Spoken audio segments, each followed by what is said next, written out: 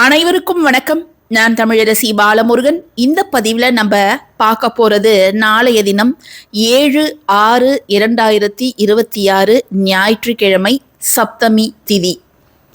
எப்பொழுதெல்லாம் ஞாயிற்றுக்கிழமை இந்த சப்தமி திதியோடு சேர்ந்து வருகிறதோ அதை நாம் பானு சப்தமி என்று அழைப்போம். நாளைய தினம் பானு சப்தமி மிக மிக முக்கியமான ஒரு நாள். சூரிய பகவானை நாம் வழிபட வேண்டிய மிக அற்புதமான ஒரு நாள். பொதுவாக ஞாயிற்றுக்கிழமை அப்படின்னாலே அது சூரிய பகவானுக்கு உகந்த ஒரு நாள். அதிலும் அந்த ஞாயிற்றுக்கிழமை காலையில் இருக்கக்கூடிய 6 to 7 அந்த சூரிய ஹோரை இருக்குது பாருங்க, அதை யார் ஒருத்தவங்க மிகச்சரியாக பயன்படுத்துகிறார்களோ அவர்களுடைய வாழ்க்கையில் எப்பொழுதுமே ஒரு செல்வாக்கு, ஒரு மதிப்பு, வாழ்க்கையில் நல்ல உயர்வு, இது எல்லாமே அவங்களுக்கு ஏற்படும். சூரிய வழிபாடு அப்படிங்கிறது நம்முடைய மனதை ஒருமுகப்படுத்துவதற்கும் நிம்மதியான ஒரு மனநிலையை தருவதற்கும் உதவி செய்யும். அதே போல் சூரிய நமஸ்காரம் நம்ம செய்கிறோம் இல்லையா, அது நம்முடைய உடலை வலிமைப்படுத்துவதற்கு, எந்த நோயும் நம்மை தாக்காத வண்ணம் பாதுகாத்து கொள்ள உதவும்.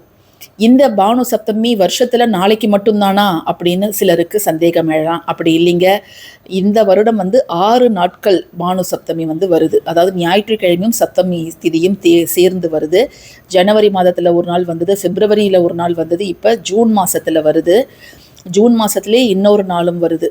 பட் இந்த அமைப்பு எப்பெல்லாம் வருதோ அந்த தினத்தில் நாம் செய்ய வேண்டிய சில முக்கியமான விஷயங்கள் என்ன அப்படிங்கிறது தான் இந்த பதிவில் நம்ம பார்க்க போகிறோம். நவகிரகங்களில் 2 கிரகங்களை மட்டுமே நாம் கண்களால் பார்க்க முடியும். ஒன்று சூரியன், மற்றொன்று சந்திரன். இந்த சூரியனோட ஒளியும் இந்த வெப்பமும் இருப்பதனால்தான் உலகத்தில் இருக்கக்கூடிய உயிர்கள் எல்லாம் வாழ முடிகிறது. இல்லைன்னா பூமியில் வாழ்க்கை அப்படிங்கிறதே இருக்காது. வாழ்வுக்கு ஆதாரமாக இருப்பது தான் இந்த சூரியன். இந்த சூரியன் நம்ம வழிபாடு செய்யறதுனால என்னெல்லாம் நமக்கு கிடைக்கும் அப்படின்னு பார்த்தீங்கன்னா, ஒருத்தருக்கு அரசாங்க வேலை வேணும் அப்படின்னா அவருடைய ஜாதகத்தில் சூரியன் நல்ல நிலையில் இருக்கணும். அதே போல் அவர் பெயரோடு புகழோடு செல்வாக்கோடு மற்றவர்களை அதிகாரம் செய்யக்கூடிய ஒரு இடத்துல இருக்கணும் அப்படின்னா அதற்கு அவருடைய ஜாதகத்தில் சூரியன் நல்லா இருக்கணும். ஆத்மகாரகன் அப்படின்னு இவருக்கு பெயர். தந்தை வழியை இவர் குறிப்பார். அது மட்டும் இல்லாமல் உடல் ஆரோக்கியத்திற்கு, கண் பார்வைக்கு, நல்ல ஒரு ஆத்ம பலத்துக்கு, சரீர பலம் அப்படின்னு சொல்லுவாங்க தெரியுமா, நல்லா உடம்பெல்லாம் ஸ்ட்ராங்காக இருக்கும். நோய் நொடிலாம் அவங்கள சீக்கிரம் அண்டாது. அதா மாதிரி ஒரு உடல் ஆரோக்கியத்தோடு தேக ஆரோக்கியத்தோடு இருக்கணும்னாலும் சூரியனுடைய அனுகிரகம் நமக்கு நிச்சயமாக வேணும்.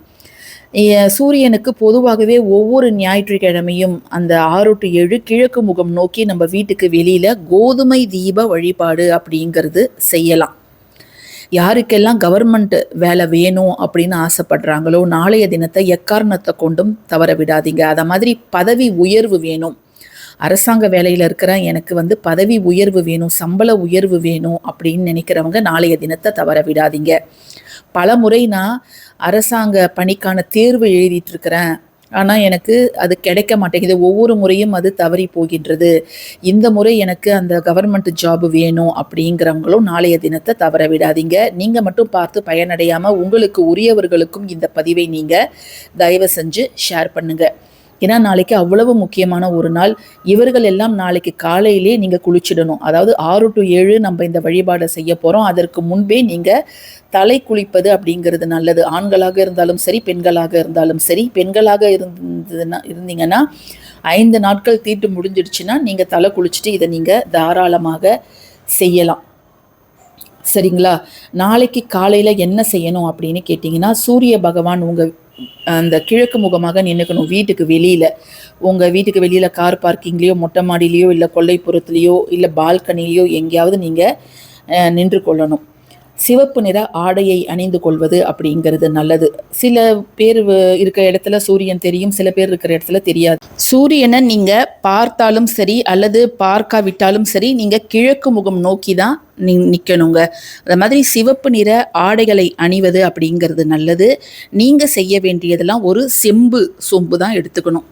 செம்பு இல்லை அப்படிங்கிறவங்க பித்தளை எடுத்துக்கோங்க, அல்லது வெள்ளி கூட நீங்கள் எடுத்துக்கோங்க. அதில் தண்ணீர் நிரப்பி அதில் சிவப்பு நிற மலர்களை விட்டு போடணும். அதாவது செம்பருத்தியோ அல்லது சிவப்பு நிற ரோஜா இதழ்கள், நீங்கள் இருக்கக்கூடிய இடத்துல என்ன மலர்கள் சிவப்பு நிறத்தில் கிடைக்குதோ அதை நீங்கள் எடுத்துக்கலாம். எடுத்துட்டு நீங்கள் சூரிய பகவானுக்கு அர்க்கியம் அப்படிங்கிறத செய்யணும்.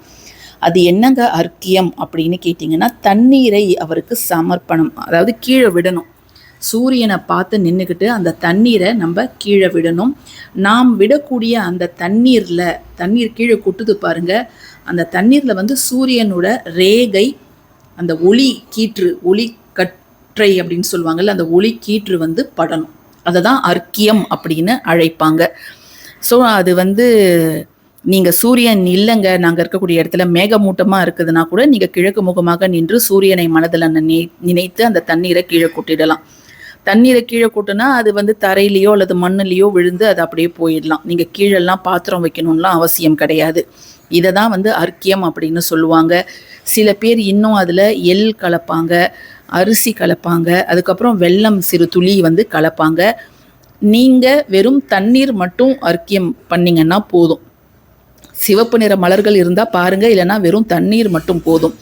அப்படி நீங்கள் தண்ணீரை கீழே விடும்பொழுது ஓம் சூர்யாய நமக அப்படிங்கிற அந்த மந்திரத்தை உங்கள் மனசுக்குள்ளார நீங்கள் உச்சரிச்சுக்கலாம்.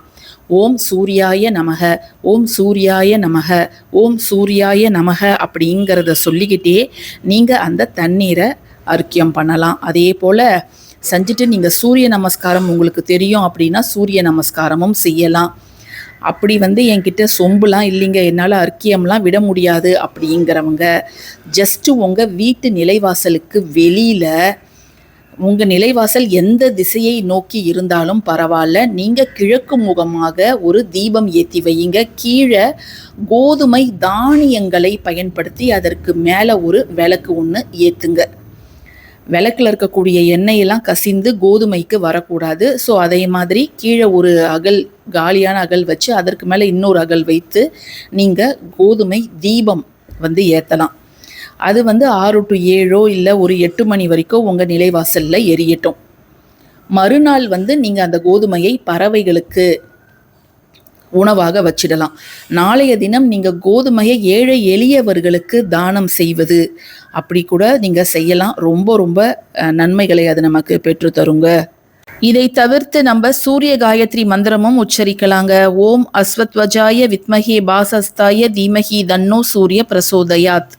ஸோ நாளைக்கு உங்களால் என்ன முடியுமோ அதை மட்டும் செய்யுங்க. நிச்சயமாக நல்ல ஒரு முன்னேற்றம் உங்கள் வாழ்க்கையில் ஏற்படும்.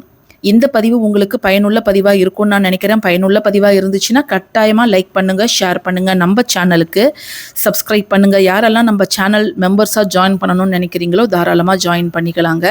நன்றி.